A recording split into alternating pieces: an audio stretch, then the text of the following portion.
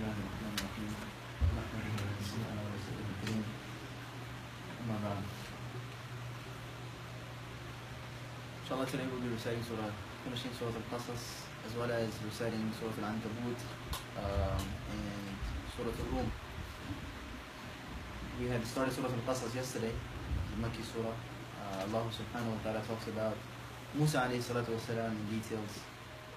And at the time of Musa alayhi salam, how he had gained his prophethood, and how Allah subhanahu wa ta'ala had chosen him to make him his prophet, and make him, of course, Allah ta'ala, how he used to directly communicate with Musa alayhi salatu wasalam, and many signs that Allah ta'ala had given Musa alayhi salam, many mu'jizat, many miracles.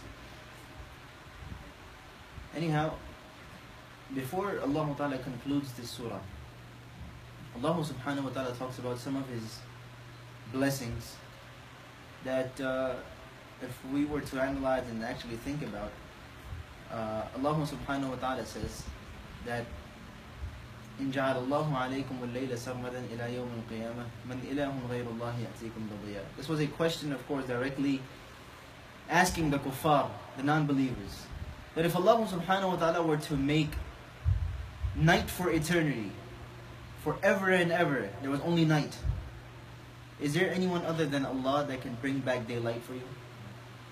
Allah ta'ala asks this question. And then Allah subhanahu wa ta'ala switches it up, vice versa. Allah subhanahu wa ta'ala says, قُلْ أَرَأَيْتُمْ إِنْ جَعَلَ اللَّهُ عَلَيْكُمُ النَّهَارَ سَرْمَدًا إِلَى يَوْمِ الْقِيَامَةِ مَنْ إِلَهٌ غَيْرُ اللَّهِ يَأْتِيكُمْ بِلَيْلٍ تَسْكُنُونَ فِيهِ أَفَلَا تُبْصِرُونَ. Allah subhanahu wa ta'ala says, if He were to make day forever and ever, till the day of Qiyamah, if Allah subhanahu wa ta'ala were to make a day forever and ever, is there anyone other than Allah that can bring you back the night? Don't you not see? Allah ta'ala says, أَفَلَا تُبْصِرُونَ. Do you not see, do you not recognize the signs of Allah subhanahu wa ta'ala? So many ni'mas like this, day in and day out, we don't really comprehend it, we don't really think about them. And truly, if we were to analyze upon it, it shows that Allah subhanahu wa ta'ala is the one who is changing it. Allah ta'ala is the one who covers it up. He brings the day and then He covers it up with the night. And the next day again, Allah subhanahu wa ta'ala, it is Allah subhanahu wa ta'ala. There's no one other than Allah. Anyhow, Allah subhanahu wa ta'ala talks about, there was an individual at the time of Musa alayhi salam with the name of Qarun. And in one riwayah, in one narration it comes that Qarun was the cousin of Musa alayhi salam. And he had a lot of jealousy towards Musa alayhi salam, because of course Musa alayhi salam had made dua to Allah, Ya Allah, of course you have given me the task to go ahead and talk to Fir'aun, so make my brother a prophet also, so both of us can do your tasbih, both of us can deliver your message. So in that narration, of course, it comes that Qarun had a lot of jealousy and hatred towards Musa alayhi salam. And he was an individual whom Allah subhanahu wa ta'ala had blessed with a lot of wealth. And Allah ta'ala mentions it Himself. Allah ta'ala says that the keys that he had to his treasures, can we imagine, just the keys that he had to his treasures, powerful young men weren't able to carry those the keys to that treasure. Can we imagine?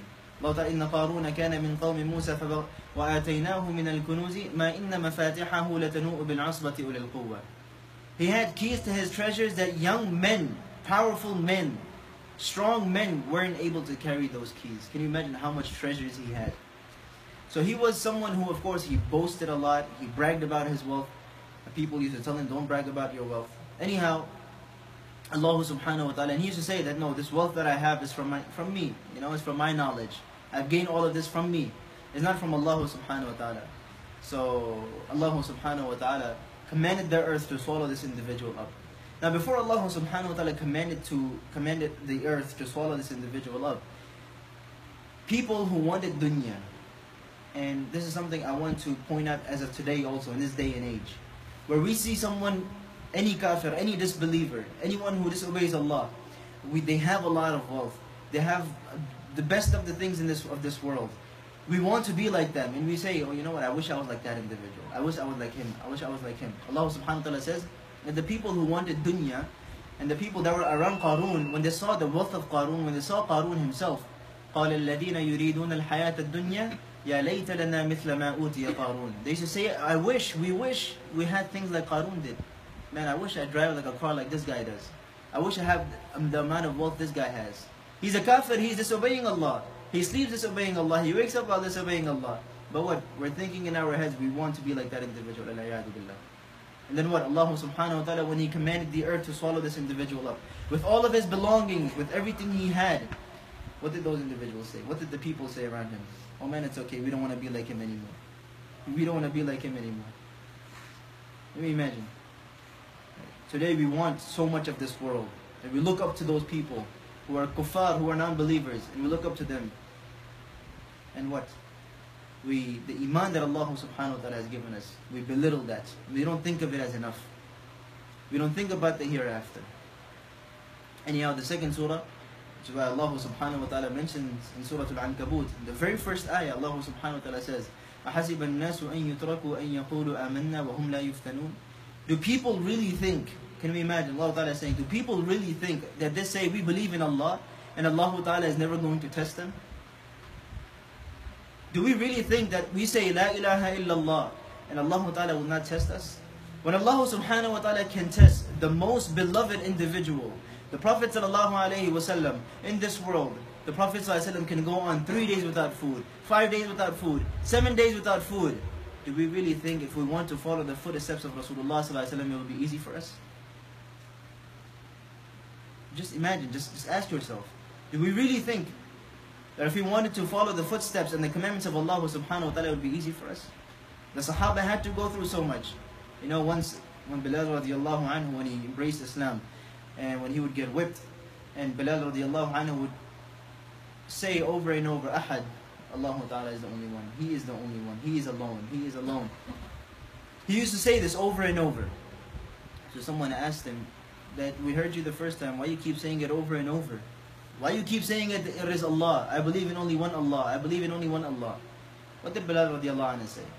He didn't say, oh, I'm saying it because, you know, to tell the people that I believe in Allah now. No, he said Allah subhanahu wa ta'ala wants to see if I'm true in my faith or not. Allah ta'ala wants to see, He's testing me at this moment, if I am true in my saying or not. Today we say something, but in our hearts is something else. In our tongues is something else. We say something else to Allah subhanahu wa ta'ala, but inside our hearts we're totally different people. So Allah subhanahu wa ta'ala is going to test us if we want to follow the footsteps of the Prophet sallallahu alaihi wasallam. I'm going to conclude with this. Sa'd ibn Abi Waqqas radiallahu anhu, a Sahabi of the Prophet sallallahu alaihi wasallam, and one of those individuals whom the Prophet sallallahu alaihi wasallam had given him the glad tidings of him being a Jannati in this world. Right? The Prophet sallallahu alaihi wasallam had told him that, Sa'd ibn Abi Waqqas, you can do whatever from now on. You're guaranteed Jannah. You're guaranteed Jannah. You'll be entered into Jannah. And Sa'd ibn Abi Waqqas radiallahu anhu was an individual who used to serve his mother a lot, right? He used to treat her very well, and of course, Sa'd ibn Abi Waqqas radiallahu anhu, he was wealthy, and he used to do a lot of khidmat for his mom. Anyhow, Allah subhanahu wa ta'ala, when he had accepted Islam, when Sa'd ibn Abi Waqqas radiallahu anhu accepted Islam, and his mother heard that he has accepted Islam, so she said that, you know, Sa'd, I am not going to eat and I'm not going to drink until and unless you do not renounce Islam, until and unless you do not leave the religion of Muhammad sallallahu alaihi wasallam. So Sa'd ibn Abi Waqqas radiallahu anhu was sad, of course. He loved his mother very much, and on one side is Islam and the other side is his mother. So what should you do now? Allah subhanahu wa ta'ala revealed in the ayah. Allah subhanahu wa ta'ala says, وَوَصَّيْنَا الْإِنسَانَ بِوَالِدَيْهِ حُسْنًا. You have to be good to your parents. وَإِنْ جَاهَدَاكَ لِتُشْرِكَ بِمَا لَيْسَ لَكَ بِهِ عِلْمٌ فَلَا تُطِعْهُمَا. Right? When it comes between you and Allah subhanahu wa ta'ala, when you have to choose between Allah and them, choose Allah subhanahu wa ta'ala. If your parents are telling you to disobey Allah subhanahu wa ta'ala, if your parents are telling you to leave the orders of Allah subhanahu wa ta'ala, you do not listen to them. You do not obey them in that. What? You follow Allah subhanahu wa ta'ala. You follow Him. And Sa'd ibn Abi Waqqas radiallahu anhu came to his mother, and he visited his mother, and it comes in the riwayah, 3 days had passed, and his mother did not have eaten anything, did not drink anything. He came to his mother and he told his mom, he said, oh my mom, even if you had 100 lives, and if you were to give up each and every single life of yours, so that I can renounce the deen of Muhammad sallallahu alaihi wasallam, I would never do so. Can you imagine their iman? أَحْسِبَ النَّاسُ أَن يُتْرَكُوا. Do we really think we say Allah, La ilaha illallah, and Allah ta'ala will not test us? Allah subhanahu wa ta'ala will definitely test us. We have to be ready for it. May Allah subhanahu wa ta'ala give you another ability to practice Quran as he said. جزاكم الله خيرا سبحان الله الحمد سبحانك اللهم وبحمدك نشهد أن لا إله إلا أنت نستغفرك ونتوب إليك.